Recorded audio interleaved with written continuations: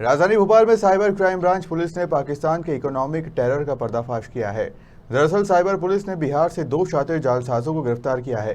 ये दोनों शातिर फेसबुक के माध्यम से भोपाल के लोगों से दोस्ती कर उन्हें पैसों का लालच देकर बैंक खाते खुलवाते थे। पुलिस ने इस मामले में भोपाल से 4 आरोपियों को गिरफ्तार किया है। शुक्रवार को Bhopal cyber crime branch police ने प्रेस कॉन्फ्रेंस कर क्रिप्टो करेंसी ऐप के माध्यम से फ्रॉड करने का बड़ा खुलासा किया है। पुलिस ने बिहार से दो शख्स आलोक राय और शिवम राजपूत को इस मामले में गिरफ्तार किया है। DCP crime branch Shrutkirti Somvanshi ने जानकारी देते हुए बताया कि दोनों आरोपी फेसबुक के माध्यम से भोपाल के लोगों को फंसाते थे। पहले फेसबुक पर दोस्ती करते, फिर पैसों का लालच देकर उनसे बैंक का खाता खुलवाते थे, जिसके एवज में उन्हें 10,000 रुपये देते थे। बिहारी आरोपी खातों में आए पैसों को क्रिप्टो करेंसी ऐप के माध्यम से पाकिस्तान फ्रॉड के पास भेजते थे, जिसके एवज में उन्हें 2% का कमीशन मिलता था। मामले में साइबर क्राइम पुलिस ने भोपाल से 4 और बिहार के 2 आरोपियों को गिरफ्तार किया है। उनसे और भी पूछताछ की जा रही है, जिसमें और भी खुलासा होने की संभावना है। पूरा नेटवर्क पाकिस्तान के फैसलाबाद से चल रहा था।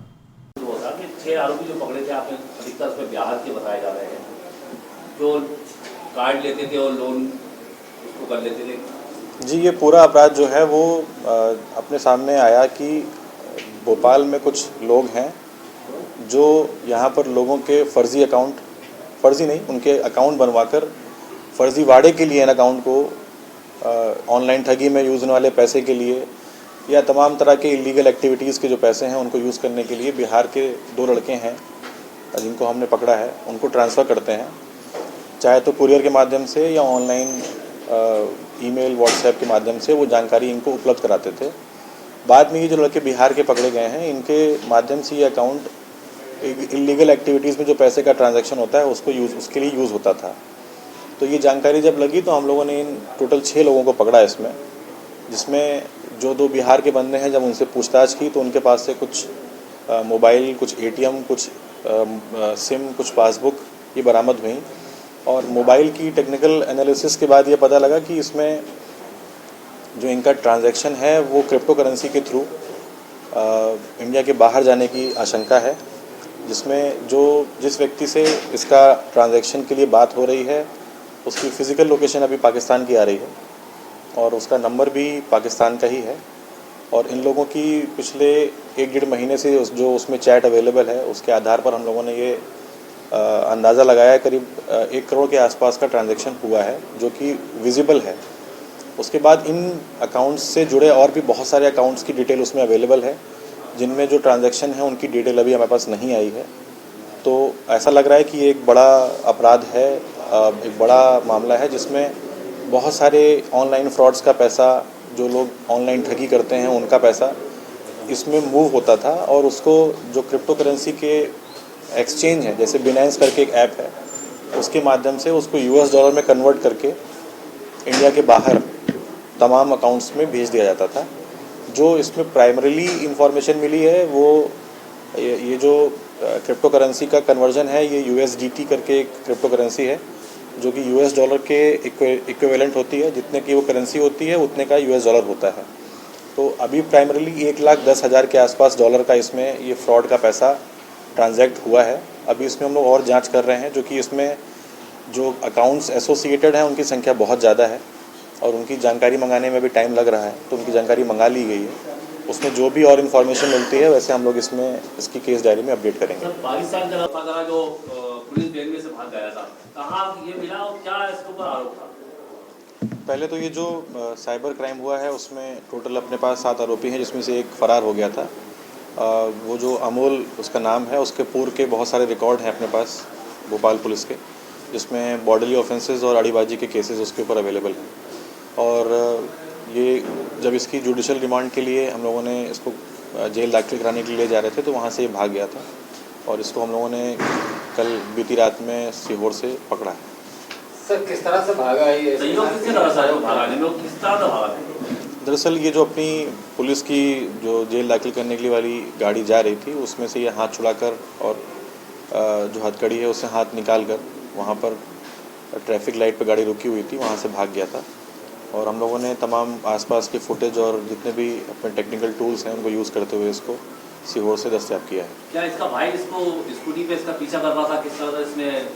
हाँ, इसके भाई का नाम भी और इसके एक दोस्त का नाम भी इसमें आ रहा था, जिसने इसको भागने में मदद की है। और इन दोनों के बीच में जो बातचीत हुई थी और बाकी जो डिटेल्स अवेलेबल थी, इसके आधार पे इसके भाई का नाम भी इसमें आ रहा है। सीहोर में एक रैन बसेरे से मिला है वहाँ से, और अभी बाकी और डिटेल इससे हम लोग पूछ रहे हैं कि इसके और कौन लोग इसमें शामिल थे इसको वहाँ भगाने के लिए। तो फिलहाल अभी अपने पास पकड़ में आ चुका है, और इससे जो और भी फ्रॉड हैं उनके बारे में हम लोग जानकारी प्राप्त कर रहे हैं। सर अमोल के ऊपर कितने अपराध?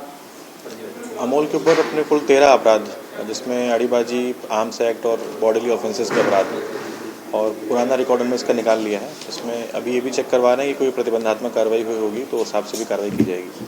सर एक आरोपी कोहेल खीजा से सीहोर तक भाग जाता है, जिले में नाकेबंदी रहती है बॉर्डर की, तो क्या पुलिस वहाँ नहीं पकड़ पाई? यदि सूचना भी समय से मिल गई पुलिस को, क्योंकि आरोपी पुलिस के साथ ही था उस समय? नहीं, दरअसल बात ये नहीं थी कि वो मेन रोड से भागा है या किस जगह से भागा है। तो नाकेबंदी की भी लिमिटेशंस होती हैं कि उस व्यक्ति की फ़ोटो तुरंत उपलब्ध करवा पाना, वो व्यक्ति कहाँ से किस रास्ते से भाग रहा है उसको ट्रैक कर पाना आसान नहीं होता, क्योंकि वो जो भागने वाला व्यक्ति होता है वो हमेशा अपना फ़ोन बंद कर लेगा या फिर किसी जानने पहचानने वाले के पास जाके रुक जाएगा, फिर वहाँ से समय देख के निकलता है।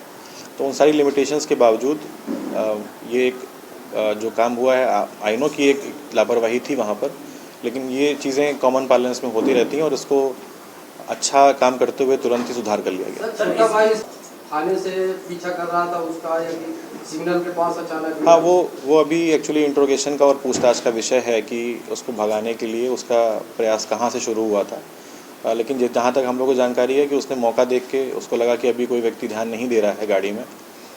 जो बाकी 4 लोग थे, चूँकि 4 लोगों को जेल वाहन में ले जाकर दाखिल कराने में समय लगता है और वो रास्ता भी बहुत लंबा है, तो उसमें कार्रवाई हुई?